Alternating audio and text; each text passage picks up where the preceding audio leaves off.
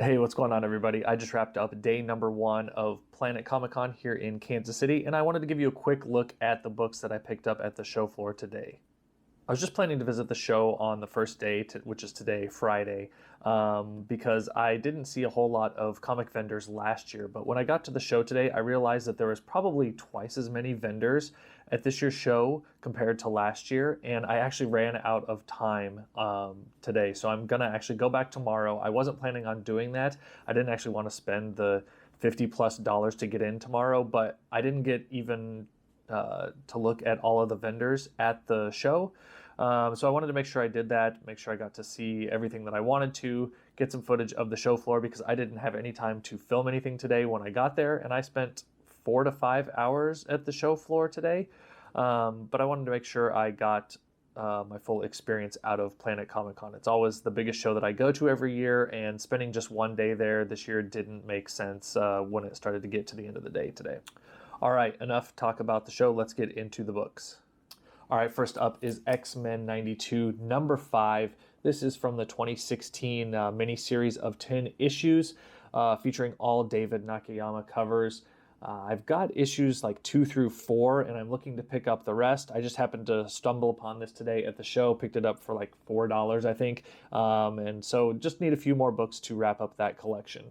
I picked up a couple of X-Men books at the show as well, and this is one of them here, X-Men number 175. And if you watched any of my previous videos, you know that I am a sucker for, or a collector of, I should say, Marvel Tales. And I picked up 2 books at the show floor. Number 36, that's one that I needed. And then I was able to pick up a nice copy of Marvel Tales number 100. I've been looking to pick this book up for quite a while, and Tom from Middle School Geek Comics had actually picked it up recently, knew I was coming to the show, threw it in a box, and he had it waiting for me. All right, moving on to Amazing Spider-Man. I picked up a pretty decent stack here of run fillers. Again, if you've been watching any of my previous videos, you know that I'm kind of looking to fill in my Amazing Spider-Man run. Here and there, I'll grab sub 100 books, depending on their price and condition, things like that, if it makes sense. I didn't pick up any sub 100 books today. I saw a few that I was taking a look at that I'm considering purchasing tomorrow. We'll see how I end up, though. Let's go ahead and take a look at the books I did pick up, though. First off is Amazing Spider-Man 104. Got a nice Kraven the Hunter cover here. We had Amazing Spider-Man 126 with Kangaroo. Amazing Spider-Man 145 with a nice Scorpion cover here.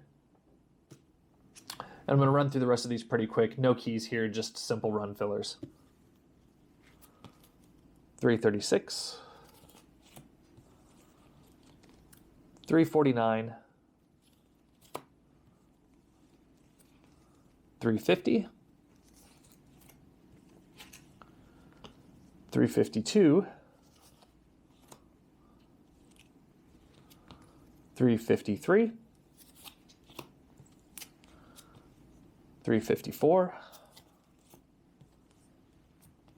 355, 367, 369, 373, 382,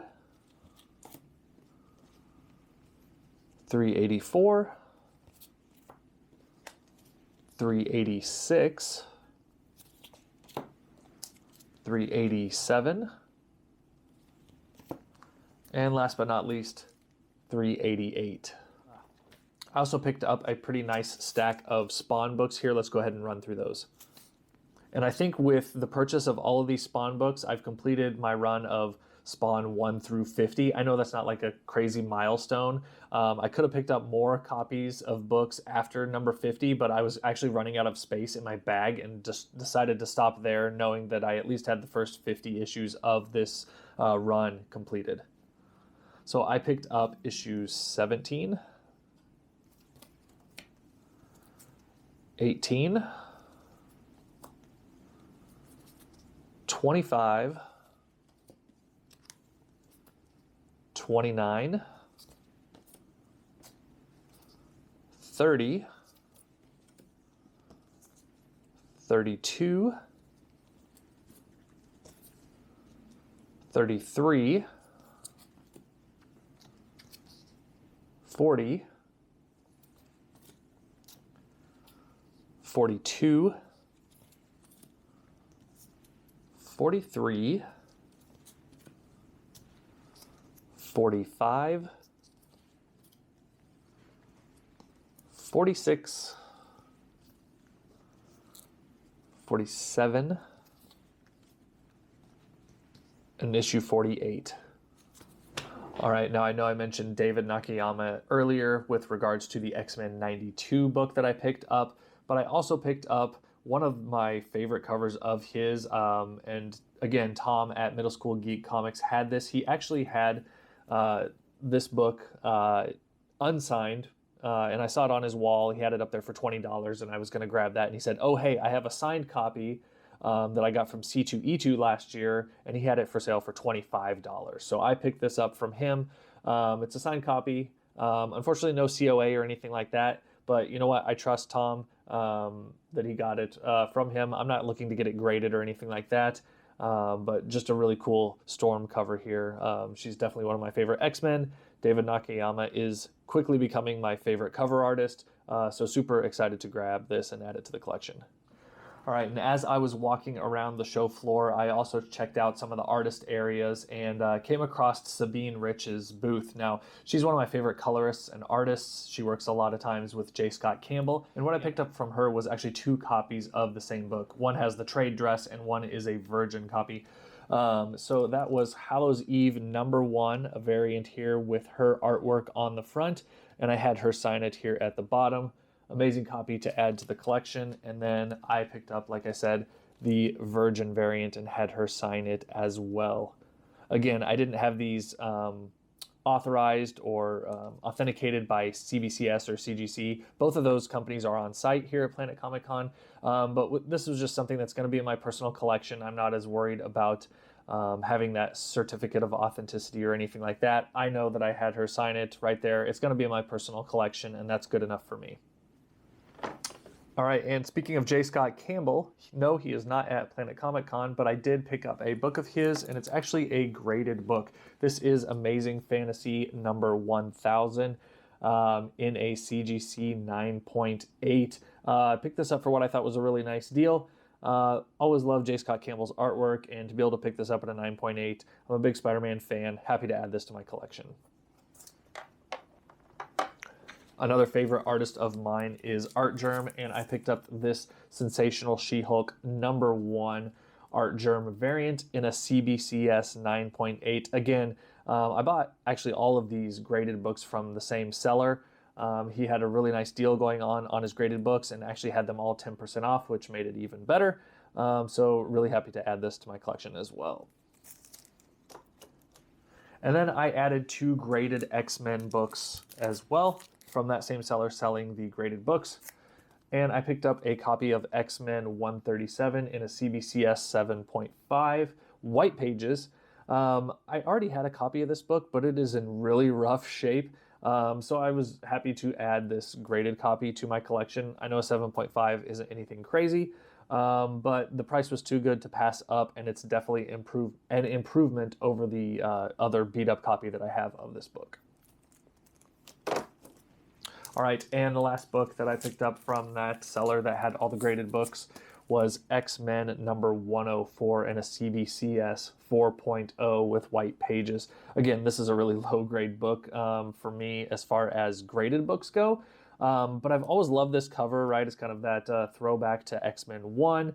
Obviously, we've got some characters there that weren't present for X-Men number 1, but I just love the look of Magneto here in the corner.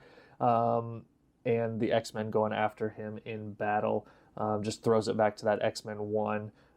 Maybe that's a book someday I'll be able to pick up, but I think that's going to be a while before I'm ready to spend that kind of money. All right, well, that's going to wrap it up for my haul from the first day of Planet Comicon here in Kansas City. I think I did pretty well as far as my purchasing goes. I came into this show wanting to really focus on runs of either Amazing Spider-Man or X-Men. I did buy a decent amount of Spider-Man books to fill in my run, so I'm happy with that. I didn't get too carried away with side books here or there. I guess you could say I did a little bit with these graded books, but they were going for such a good price, I just couldn't pass them up. I was really happy to get those autographed books from Sabine Rich. She's one of my favorite colorists and artists, and just seeing her there and talking to her a little bit and having her sign those books definitely was worth going the trip alone, honestly. All right, let me know if you are excited to attend a comic book show this year. If so, leave a comment below and let me know which one. I definitely plan on heading to the show tomorrow.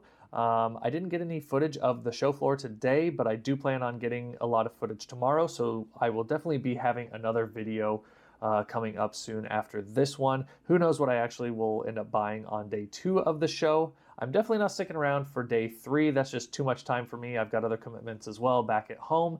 And the show's like 2.5, 3 hours away from home.